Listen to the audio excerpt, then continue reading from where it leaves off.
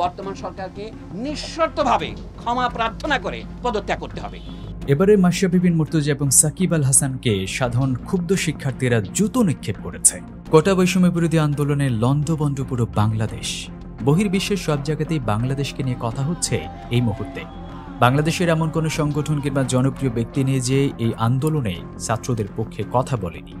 কিন্তু অবাক করার বিষয় হলো, বাংলাদেশের সবচেয়ে বড় পোস্টার বয় সাকিব আল হাসান কিংবা মাশরাফি বিন মুর্তজা এখন পর্যন্ত কোনো কথাই বলেনি এই আন্দোলনকে নিয়ে। তাদের নিয়ে সামাজিক যোগাযোগ মাধ্যমে সমালোচনার ঝড় বইছে।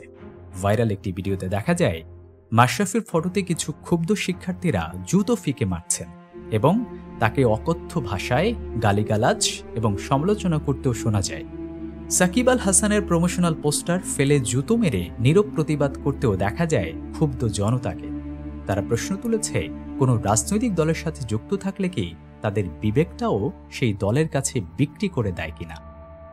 যে রাজাকার কে বলেছে, পুরো ডায়লগটাও কিন্তু উনি শোনেন নাই। যে তুমি কে, আমি কে, রাজাকার রাজাকার কে বলেছে স্বৈরাচার স্বৈরাচার, ওই শব্দটার দিকে একটু ধ্যান দেন যে আপনাকে স্বৈরাচার কেন বলা হচ্ছে। কারণ আপনি বিনা ভোটে বারবার ক্ষমতায় এসে এরকম বেফাস মন্তব্য করে যাচ্ছেন একের পর এক।